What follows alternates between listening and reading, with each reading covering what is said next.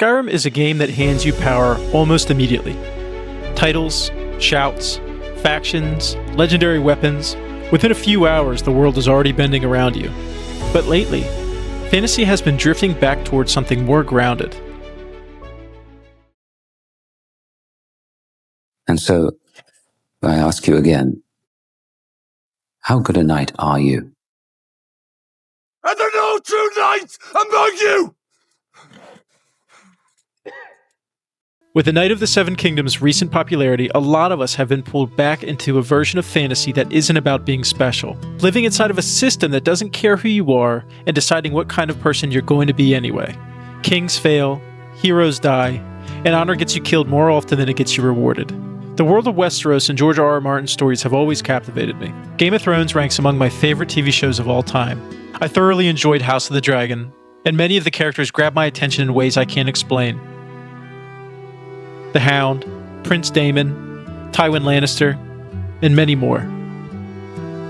But a new character has piqued my interest. He's buried inside that world, and is a character who represents the idea of being a common, unassuming man in Westeros. If you saw the thumbnail, you already know who he is. Ser Duncan the Tall.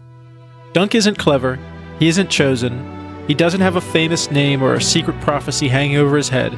He's just a very large man with a sword, raised by a hedge knight who believed in what knighthood was supposed to mean, even if the rest of the world didn't. And that's one of the things that's always been a draw to Westeros for me.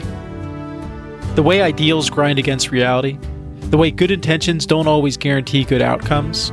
The world feels unfair and honest in a way fantasy rarely allows itself to be.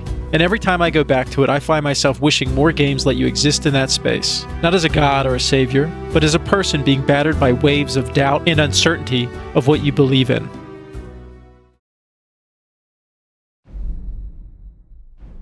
And that brings us to Skyrim.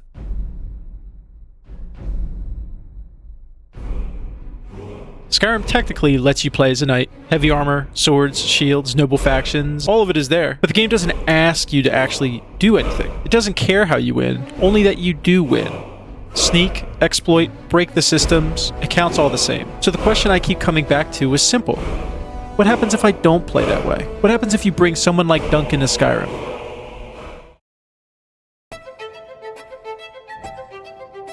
A character defined not by strength but by honor and courage. Someone who steps in when he should walk away. Someone who keeps his word even when it costs him. Today we're building Ser Duncan the Tall in Skyrim. A build about honor, persistence, and choosing the harder path on purpose. And before we talk about race, skills, gear, we need to talk about who Dunk actually is. Dunk never thinks of himself as a knight, even after he starts calling himself Ser Duncan the Tall. The title sits on him awkwardly, like armor that never quite fit. He's large, painfully so, and aware of it. Every room he enters, he breaks stools, looms when he doesn't mean to, and constantly worries that people expect more from him than he knows how to give. He believes that real knights are clever, graceful men who know what to say and when to say it. Dunk is none of those things. He's slow with his words and quick with his hands.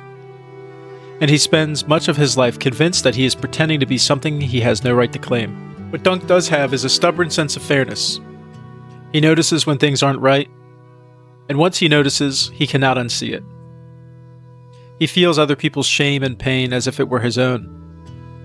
And it pushes him through situations he would rather avoid. He dislikes confrontation, yet walks straight into it whenever someone weaker than him is being wronged. This contradiction defines him. Dunk would prefer the quiet road, an honest meal, and a problem he doesn't have to solve. But when given the choice between safety and doing what feels right, he chooses the harder path without quite understanding why. He's deeply uncomfortable around power. Lords, princes, and knights unsettle him, not because he fears them, but because he doesn't know how to navigate their games. Dunk speaks plainly in a world that thrives on implication. He takes words at face value and is often punished for it. When someone lies to him, he feels foolish rather than angry. When someone expects him to kneel or flatter them, he stiffens, confused by the demand. He does not resent authority in theory, but he instinctively resists it when it turns cruel or self-serving. Dunk's violence is never elegant. He fights the way he learned to as a boy in Flea Bottom. He wins not because he's the most skilled, but because he refuses to stop. Pain slows him, but rarely stops him. He takes hits he shouldn't, stays standing longer than he should, and afterwards he wonders why his body keeps answering commands even though it has every reason to ignore. Despite his size, Dunk is gentle in ways that surprise most people. He worries about children, animals, and the small humiliations others suffer. He's embarrassed by praise and uncomfortable with gratitude. When people thank him, he suspects they are mistaken. When they look at him for leadership, he assumes they must not know him very well. His sense of honor is not abstract, it's practical, immediate, and personal. He does not think in terms of legacy or reputation, he thinks in terms of whether he will be able to sleep afterwards. Once he gives his word, breaking it feels physically wrong, as though it would tear something loose inside of him. This makes him predictable in the best and worst ways. People who understand him can rely on him completely. People who wish to use him often try and sometimes succeed. Dunk carries guilt easy. He blames himself for outcomes he could have never controlled and measures his failures more carefully than his successes. He remembers faces longer than victories and names longer than titles. Even when he survives situations that should have killed him, he does not feel chosen, he feels spared. And that distinction matters to him. Survival, to Dunk, is not proof of worth, it is a debt he must repay. At his core, Dunk believes that knighthood is something you do when no one is watching. He believes that strength exists to be spent on others, not hoarded. He believes that standing still can be braver than charging forward, and walking away can be harder than striking first. He never fully trusts that he deserves the name Ser Duncan the Tall, but he tries to. Every day. To act like the man he thinks a knight should be. That's who Dunk is. Not the legend, not the symbol, not a hero polished by songs. Just a large, awkward man who keeps stepping in when it would be easier not to. That's the version of Ser Duncan the Tall we're bringing to Skyrim. So when it came to actually bringing Ser Duncan into Skyrim, for me the race was pretty straightforward. I did have a couple other choices. I did make him a Nord.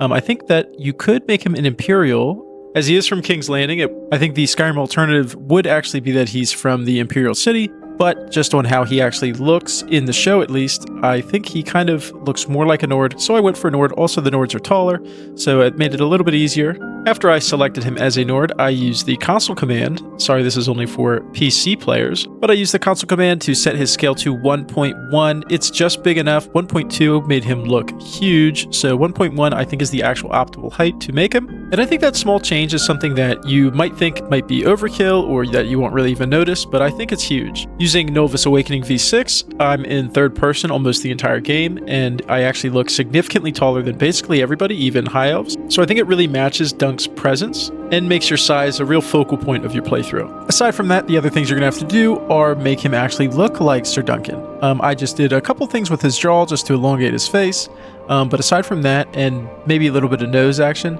I didn't go too hard other than just the haircut and then to make sure he was clean shaven. I didn't want to sit here all day and do a face morph, so I kind of settled on what I thought looked pretty good and went from there, and I think I did a pretty good job. Okay, and as for the skills, it's actually super straightforward, and we are running Ordinator on this build. We're focusing on 3 trees primarily, being heavy armor, one-handed, and block, with blocking doing most of the heavy lifting. We're maxing out our heavy armor. We're not dodging around fights or playing super clean. We do absorb hits and we stay on our feet. Also, we're going to use an armor later that the heavy armor is going to play into. You can see in the background all of the different perks that I chose to use. Ordinator gives heavy armor lots of different sustain and momentum perks that will make you feel like a wall once you're in combat. And it fits him a lot better than I think light armor would, though I did consider light armor. One-handed, obviously our main damage source. We're going down the sword tree in Ordinator, and sword felt the most appropriate here. He does wield a sword, so it makes the most sense. Ordinator's one-handed tree rewards staying engaged and chaining hits, which is exactly what we want to do and grind these fights out. Also, the one-handed tree is pretty cool if you go through and read all of the different abilities. And blocking is the core of the build. This is kind of the identity that we want to go for, is that this is really a block build. We're maxing it out, and we're pretty much using all of our perks that we can in basically every single blocking perk. But we put our shield up, we push forward, stagger enemies, control the space. Ordinator turns blocking into an active playstyle instead of something that you hold on to. And it's really, really cool to interrupt power attacks and punish mistakes and slowly take control of the fights. And also, as you'll see, batter enemies around and send them flying off cliffs. Best thing about this build is I really like the way that the blocking feels. It just changes my whole approach to combat. I'm kind of waiting on them to hit normally and parrying and knocking them around. The fights become a lot slower, but they feel really fun, and I'm not typically a sword and board user. I think the other big things that we do have to keep in mind is we're not sneaking, we're not using magic, and our speech should be as low as we can keep it. And that is pretty much all we have for the skills. Pretty straightforward, I thought. And lastly, we have the gear. So the armor that I actually settled on is called the Knight's Armor. You can just download it on Nexus. If I didn't have any access to mods, I might use the Plated Steel Armor. And as another alternative, maybe download this armor as well, but the Kingsguard armor, as we know that Dunk does eventually become a member of the Kingsguard. For my sword, you really can go any option here. I just went a simple modded sword called the Bastard Sword. You could go Steel Sword. Anything humble and unassuming is actually what, lore-wise, Dunk actually wields, making it pretty easy to decide his armor. Also, the shield, the Knight's Shield, I think has a pretty cool little heraldry on it. It would probably be really hard to get Dunk's actual shield, so I use this as an alternative. As far as roleplay rules go, it's actually very simple. You just play an honorable knight, slay dragons, protect the weak, don't do anything evil, maybe even give yourself a no looting bodies challenge. That could be pretty cool. But aside from that, I think this is actually a really simple playthrough. That's actually why I extended the intro as long as I did, because the actual build itself is very simple. And that's all I really have for this video. If you enjoyed that, please like, comment, subscribe, check out our game Witch Reach Emporium in the description, and give it a wish list.